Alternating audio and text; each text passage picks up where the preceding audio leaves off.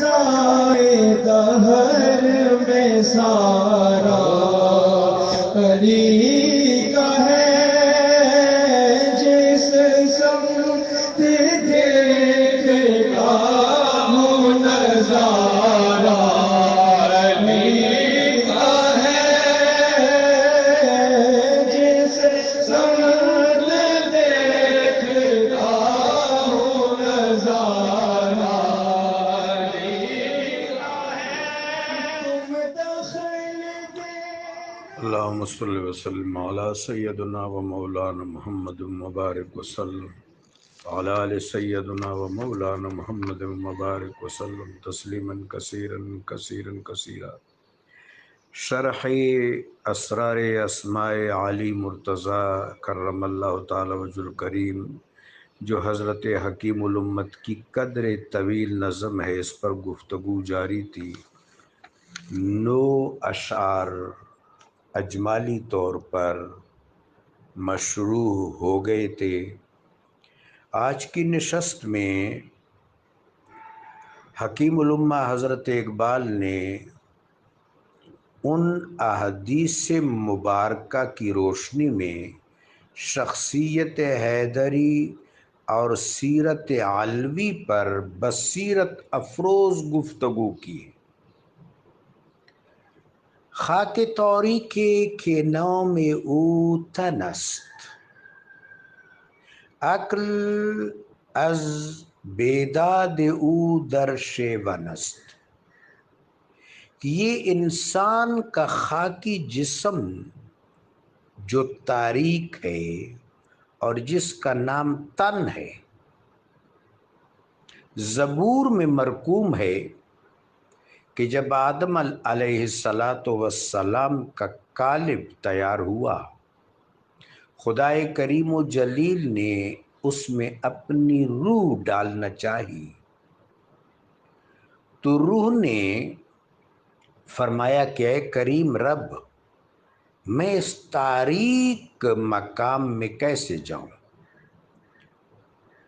تو خدائے جلیل و جمیل نے حضرت داؤد علیہ السلام کی روح کو مدعو فرمایا، یعنی حکم فرمایا۔ سیدنا داؤد علیہ السلام کی آواز نہایت معجزہ نما ہے۔ آپ کی آواز کی فریکوینسی کا عالم یہ تھا کہ پہاڑوں پر لرزہ طاری ہو جاتا تھا، پرندے اور طیور فضاؤں میں معلق ہو جاتے تھے، اشجار پر بھی کیفیت طاری ہوتی تھی، احجار یعنی پتھروں پر بھی کیفیت طاری ہوتی تھی۔ نغمہ داؤد سے ہر غافل بیدار ہوتا تھا، ہر آنکھ بینا ہوتی تھی، ہر پیاسے کی پیاس بجھتی تھی، ہر بھوکی کی بھوک مٹ جاتی تھی، ہر غمزدہ کا غم کافور ہو جاتا تھا۔ رب جلیل کی عطا ہے۔ تو روح داؤد کو مدعو کیا گیا، انہوں نے نغمہ گایا۔ تو اب یہ جو آدم علیہ السلام کی روح قالب میں پڑنے والی تھی، یہ متواجد ہو گئی، اس پر وجد طاری ہو گیا، اور ایک رقص مستانہ کے ساتھ آدم علیہ السلام کے قالب میں داخل ہوئی اور اس قالب کو روشن کر دیا۔ تو حضرت اقبال فرماتے ہیں خاک تاریک کے نام او تنست۔ یہ مصرع، یہ جو زبور شریف کے حوالے سے میں نے بات کی ہے، اس کی روشنی میں سمجھ آ جائے گا کہ یہ تن جو ہے ایک قالب ہے، جسد ہے، جسم ہے، عناصر کی ترتیب و ترکیب ہے، اس میں تاریکی بھی ہے۔ عقل از بیداد او در شیون است، اس کی بعض بیدادیوں کی وجہ سے، بعض خواہشات و شحات کی وجہ سے عقل راست نالا کر رہی ہے، شیون میں ہے، شکوہ میں ہے، رو رہی ہے، اس لیے کہ کبھی کبھی اس کی حاجات لمیٹیشن سے، حدود سے متجاوز ہو جاتی ہے۔ شریعت مبارکہ کیا ہے؟ شریعت مبارکہ حد ہے، حد۔ تلک حدود اللہ، کریم رب فرماتا ہے تلک حدود اللہ، یہ اللہ کی حدیں ہیں، ان حدوں سے تجاوز نہ کرو۔ فلا تعتدوا، تجاوز نہ کرو۔ تو شریعت مبارکہ حد ہے۔ جسم نے کھانا ہے تو اس کی حد یہ ہے، کسب حلال۔ جسم نے پہننا ہے تو اس کی حد یہ ہے، جسم نے گھر بنانا ہے اپنے لیے تو اس کی حد یہ ہے۔ لیکن جسم کی خواہشات جب حدود شریعت سے متجاوز ہو جائے تو پھر عقل راست وہاں آہو فغاں کرتی ہے۔ امیر المومنین کی شخصیت جو رہنما شخصیت ہے، انبیاء علیہم السلام کے بعد سیدنا آدم علیہ السلام سے لے کر میرے آقا و مولا علیہ السلام باعث تخلیق کائنات تک جتنے انبیاء تشریف لائے، ان تمام انبیاء علیہ السلام کے بعد باقی تمام انسانوں سے اوپر، انبیاء کے بعد تمام انسانوں سے اوپر امیر المومنین، مولا المومنین، ناصر المومنین، ناظر المومنین علی بن ابی طالب کی شخصیت مینار نور ہے۔ حکیم الامت یہ شخصیت ملت اسلام کو سمجھانے کی سعی بلیغ فرما رہے ہیں۔ فکر گردوں رس زمین پیمو ازو، چشم کورو گوش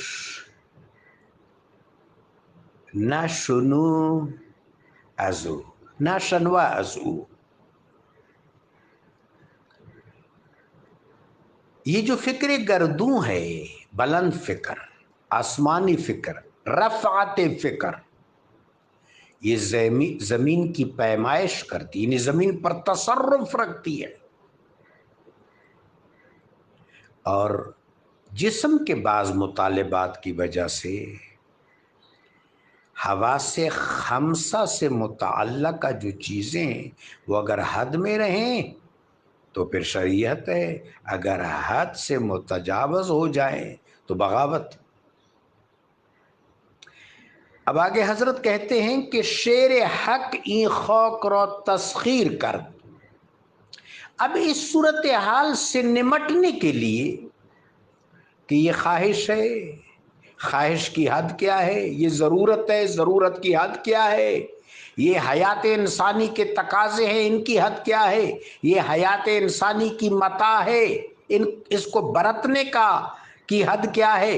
یہ ایک عجیب ابتلا جس میں انسان اس دنیا میں کار فرما ہے، کبد میں، ابتلا میں، تکلف میں، یہ حیات دنیاوی، اس میں یہ حق و باطل کی کشمکش، عجب عجب آویزشیں، عجب عجب کنفرنٹیشنز،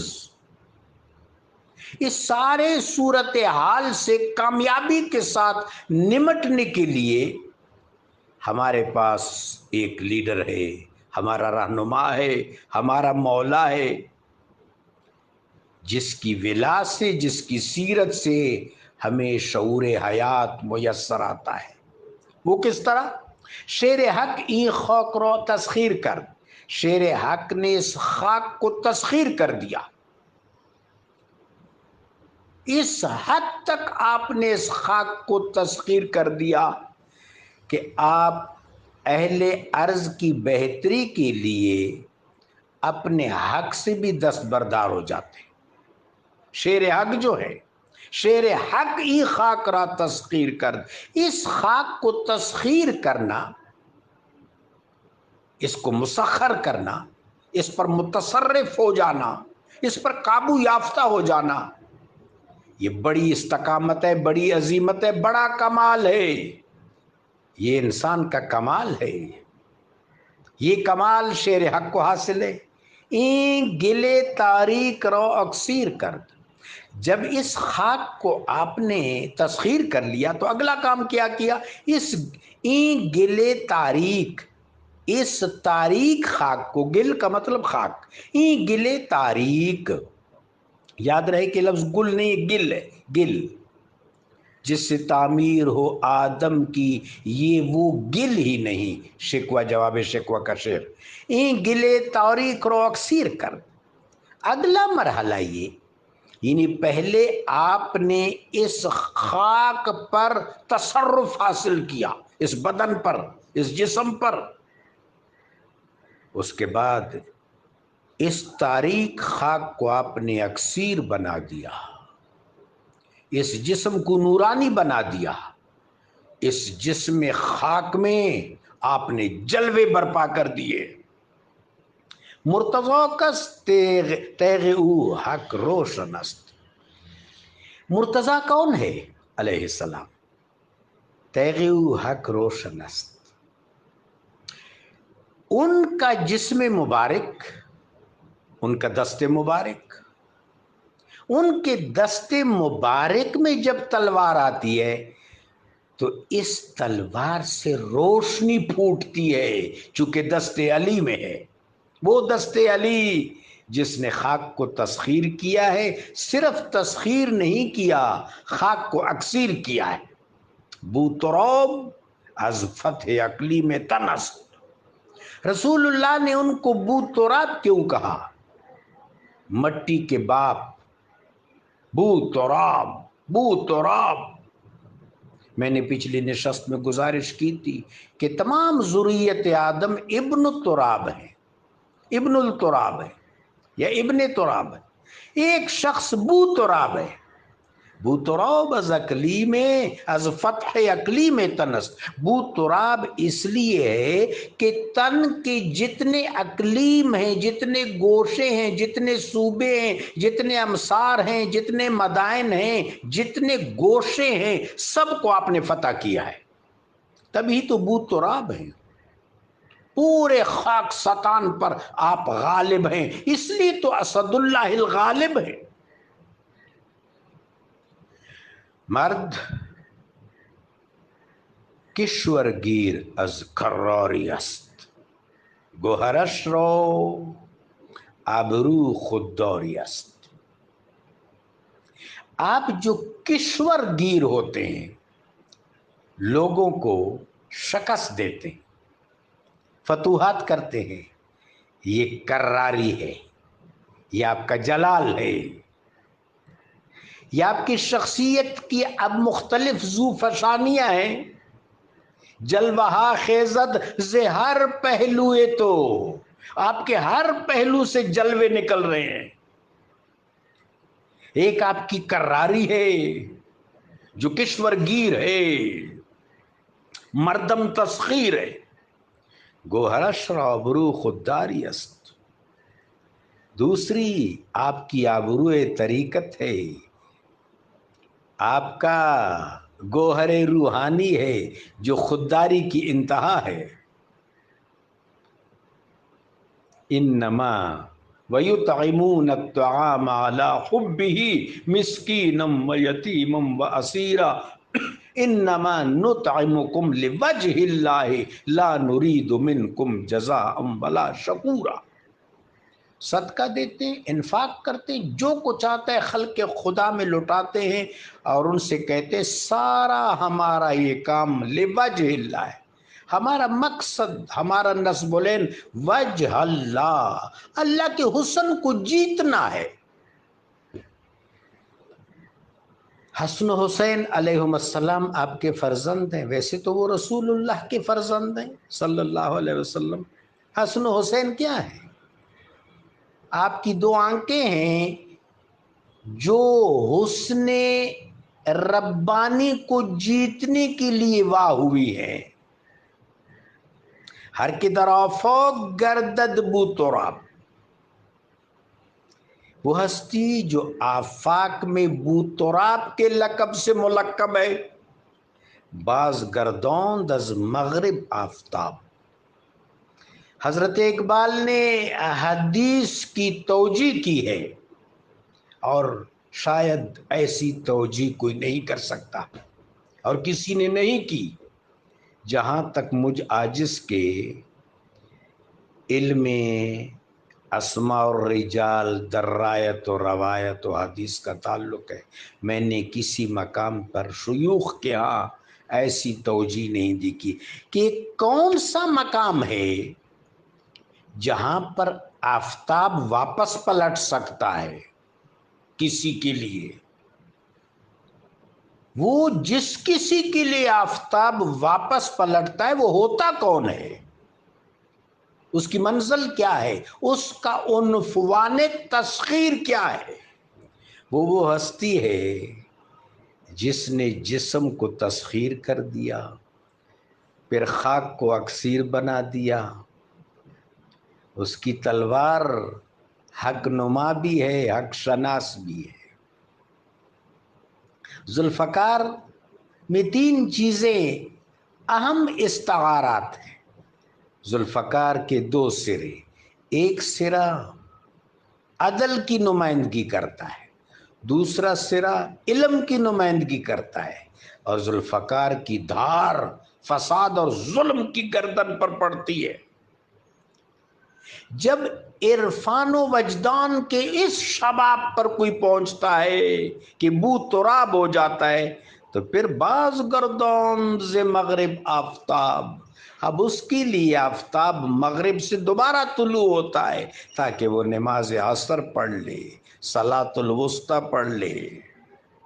ہر کے زئیں بر مرکب تن تنگ بست، چون نگیں بر خاتم دولت نشست.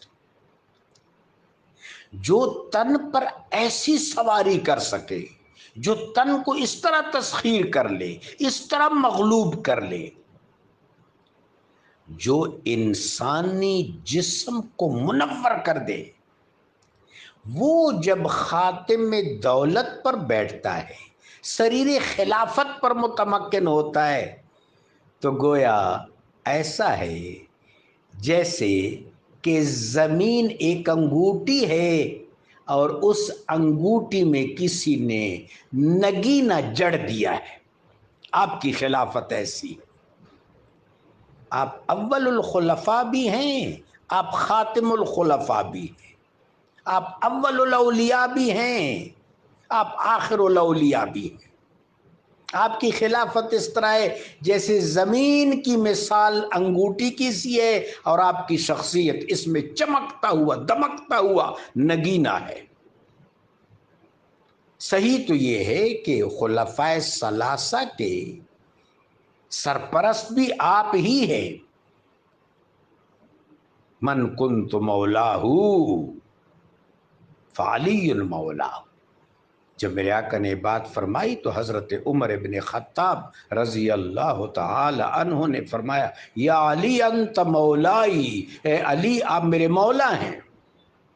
تو خلفائے راشدین کے سرپرست بھی آپ ہیں، آپ مولا المومنین جو ہیں، ناصر المومنین، ناظر المومنین، امیر المومنین. حکیم نے کیا خوب فرمایا، چون نگین بر خاتم دولت نشست. یہ جو دنیا ہے، یہ جو عرض ہے، یہ اگر انگوٹھی ہے، اس میں جب سیدنا علی کی خلافت ہو گویا اس انگوٹھی میں چمکدار دمکدار آئینہ زو فشاں ہو گیا ہے. زیر پوش یہ پایش ہے، حضرت نے اس کو شعری طور پر متوازن کیا ہے. زیر پایش اینجا شکوہ خیبر است. آج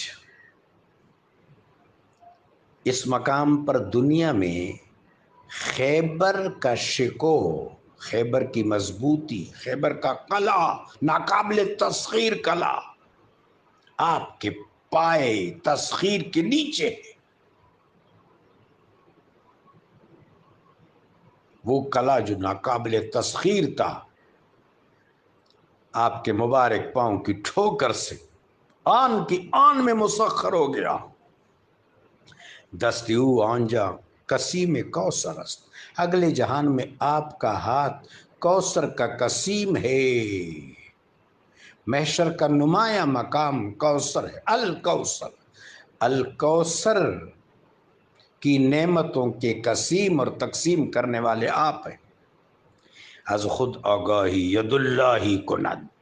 از ید اللہ شہنشاہی کنت، خود آگاہی کی وجہ سے، خودی کو اپنے عنفوان شباب اور معراج تک پہنچانے کی وجہ سے آپ ید اللہ ہیں۔ آپ نے خودی کے تمام امکانات استعمال کر لیے، الانابت سے لے کر الامامت تک، الانابت سے لے کر الامامت تک یہ خودی کے مقامات 72 ہیں، 72 ہیں، یہ سارے امکانات آپ نے تسخیر کر لی، سو آپ ید اللہ ہیں، آپ کا ہاتھ اللہ کا ہاتھ ہے۔ از ید اللہ شہنشاہی کنت، اللہ کا یہ ہاتھ جب شہنشاہی کرے گا تو وہ شہنشاہی عدل گستری کی ہوگی، اس میں عدل ہوگا۔ ذات او دروازہ شہر علوم، حدیث پاک کا ترجمہ ہے کہ آپ کی ذات علوم کا دروازہ ہے۔ میرے آقا فرماتے ہیں انا مدینۃ العلم وعلی بابها، اس حدیث کو حضرت نے مصرع میں پہناوا دیا ہے، ذات او دروازہ شہر علوم، آپ کی ذات علوم کے شہر کا دروازہ ہے۔ زیر فرمانش حجاز ہو چین و روم، حجاز ہو چین ہو روم ہو، آپ امام المشارق والمغارب، مولا المشارق والمغارب ہیں، آپ کے فرمان کی نیچے ہے۔ اس شعر کو سیاست سے، قلم روئی سے ذرا ہٹ کر روحانی طور پر سمجھنا چاہیے۔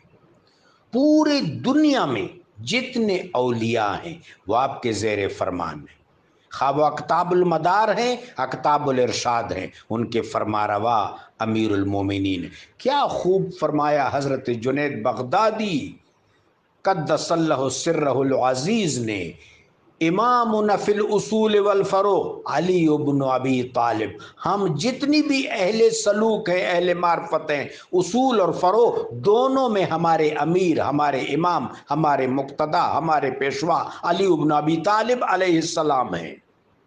حکمراں باید شدن برخو کے خیش، آپ جب حکمران ہوئے تو آپ وہ حکمران ہیں جن کو خاک پر حکومت میسر ہے۔ حکمرانی آپ کو زیب دیتی ہے، حکمرانی آپ کا حق ہے، اس لیے کہ آپ نے خاک کو تسخیر کیا ہے، صرف تسخیر نہیں کیا ہے، جسم و جسد و خاک کو اکسیر کیا ہے۔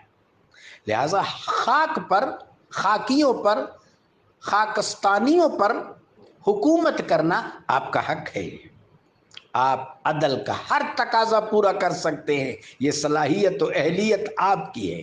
خلافت کے لیے، امامت کے لیے، حکمرانی کے لیے 3 شروط ہیں۔ پہلی شرط عدل، دوسری شرط علم، تیسری شرط شجاعت۔ آپ ان تمام آداب و شروط سے بدرجہ اتم مالا مال ہیں۔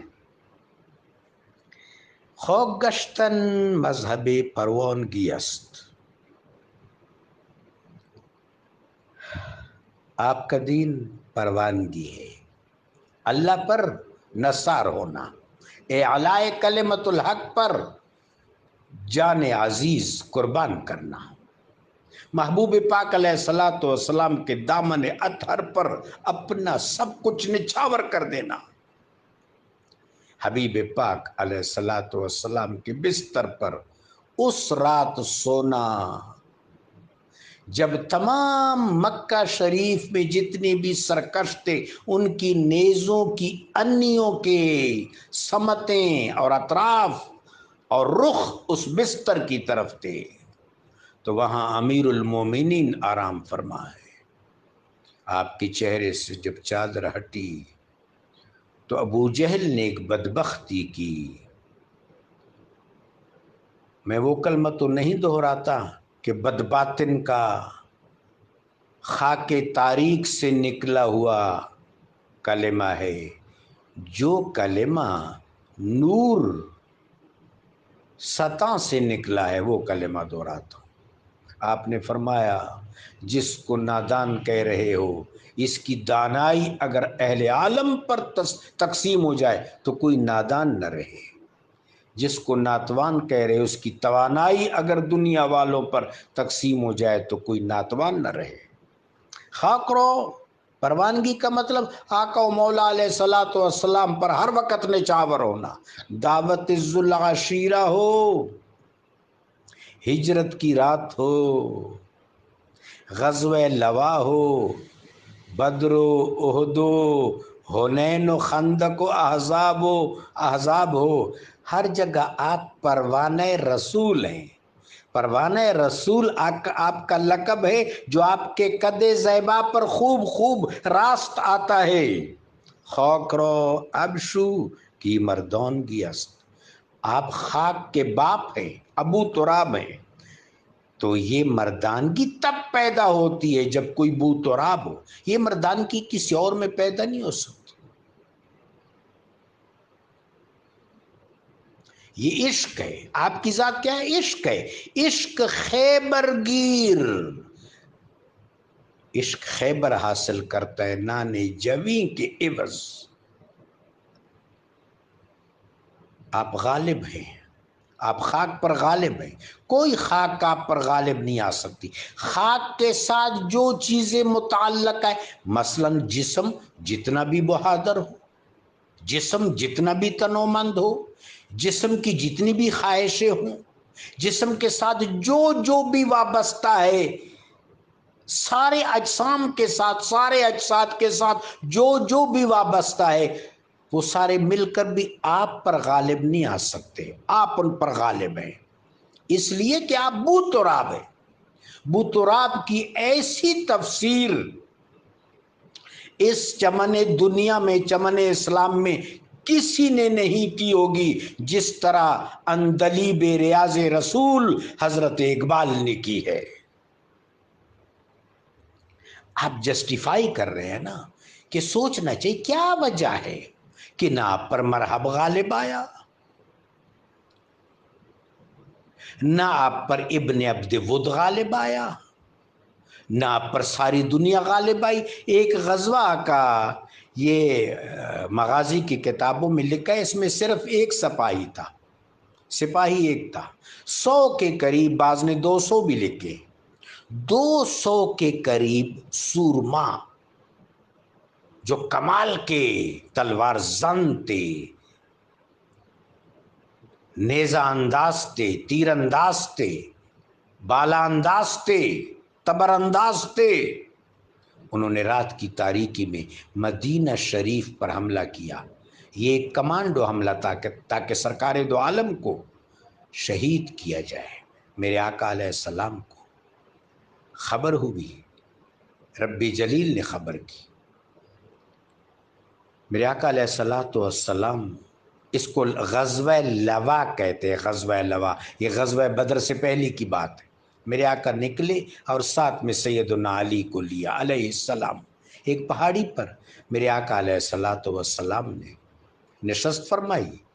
لوا یعنی جھنڈا، پرچم، وہ بھی سیدنا علی کے ہاتھ میں دیا اور تلوار بھی آپ کے ہاتھ میں دی، اور ان 200 آدمیوں کے آپ نے منہ پھیر کر رکھ دی، شکست فاش دے دی۔ ایسا کیوں ہوا؟ 200 آدمیوں پر ایک شخص کیوں غالب آ گیا؟ چونکہ وہ 200 ابن تراب ہیں، اور جو ان پر غالب آنے والا ہے وہ ابو تراب ہے۔ ابو تراب کی شرح کر رہے ہیں فلسوف اسلام، نکتہ سنج خاوراں، پیر اشراق حضرت اقبال۔ سنگ شو اے ہمچو گل نازک بدن۔ اب سیدنا علی کی شخصیت سے حضرت اقبال ملت اسلام کے نوجوانوں کے لیے اقدار اخذ کر رہے ہیں، اسوہ اخذ کر رہے ہیں کہ اسوہ کیا ہے؟ یہ تو آپ کی شخصیت مبارکہ ہے جس تک کوئی نہیں پہنچ سکتا، لیکن یہ جو سراج اقدس ہے، یہ جو شخصیت ہے، اس کی پیروی کیسے ممکن ہے؟ اس کے ولا میں آنا کیسے ممکن ہے؟ ان عظیم شخصیت کے تتبع میں آنا کیسے ممکن ہے؟ ولا، آپ کی ولا، ولائے علی، سنگ شوئے امچو گل نازک بدن. سب سے پہلے آپ کے ولا کا پہلا تقاضا کہ جو آپ کے ولا میں ہو وہ استقامت اور عزیمت کو اپنا شعار بنائے.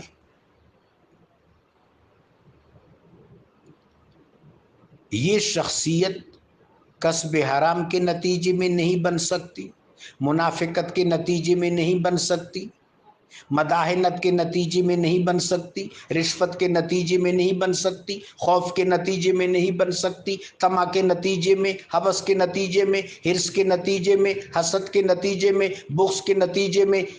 ایسی شخصیت جو آپ کی پیروی کرے کبھی نہیں بن سکتی. آپ کی پیروی کرنے والا، آپ سے محبت کرنے والا، آپ سے مودت کرنے والا، آپ کے ولا میں ریکروٹ ہونے کے لیے جو اہلیت ہے، ولائے علی میں بھرتی ہونے کے لیے جو اہلیت ہے، حضرت اقبال وہ بیان کر رہے ہیں. سنگ شوئے ہمچو گل نازک بدن. یہ جو تو اتنا نازک ہے کہ تجھے مسل دیا جاتا ہے، اگر ولائے علی میں آنا چاہتے ہو تو سنگ ہو جاؤ. مراد ہے استقامت اختیار کر لو، عزیمت اختیار کر لو. ان الذین قالوا ربنا اللہ ثم استقاموا تشوی بنیاد دیوار چمن. یہ جو چمن مودت ہے، اس کی دیوار میں اگر بطور اینٹ اپنی جگہ پانا چاہتے ہو تو استقامت و عزیمت شرط ہے. از گلے خود اودم تعمیر کن. ولائے علی میں ریکروٹ ہونے کے بعد پھر تم تعمیر آدم کر سکتے ہو، سوال معاشرہ برپا کر سکتے ہو، اسوہ حسنہ کے اقدار کا احیاء کر سکتے ہو. آدم رو عالم تعمیر کن. اور جب بنی آدم کو بنا لو گے، تعمیر گل ہو جائے گی، تعمیر ذریت آدم ہو جائے گی، اصلاح ذریت آدم ہو جائے گی، تو پھر عالم تعمیر ہو جائے گا اور زمین وہ نصب العین پالے گی جس کے لیے انسانوں کو خلافت ارضی عطا ہوئی. ہمارے پیدر حضرت آدم علیہ السلام کو اللہ نے خلیفۃ اللہ فی الارض کہا. گر بناو سازی نہ دیوارو درے، خشت از خاک تو بندد دیگرے. اگر یہ در و دیوار بنانا چاہتے ہو اور اپنی یہ خشت و خاک سے اکسیر بنانا چاہتے ہو،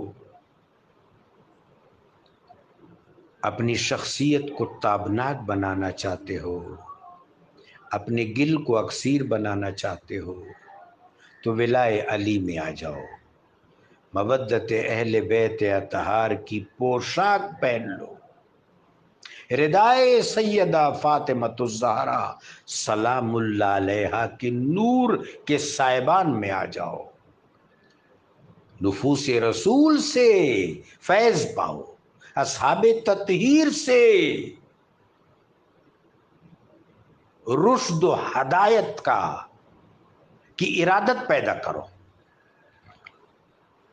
اور واجب المودت سے محبت و الفت کی خیرات مانگو. تو اس صورت میں پھر اپنی خودی کی تعمیر کر سکو گے، اپنی شخصیت کو سیرت اندوز کر سکو گے، اپنے کردار کو دین متین کے الطاف عمیم سے رونق فشاں کر سکو گے. شخصیت اس طرح بنتی ہے، فرد اس طرح بنتا ہے، ایسے افراد کے ربط سے ملت پروان چڑھتی ہے. وہ جو ملت ہوتی ہے وہ ملت ابراہیم ہوتی ہے، اور اس ملت سے آبروئے ملت کا باب کھلتا ہے. اللہ نصیب کرے. جزاکم اللہ. فضائے دہر میں سارا علی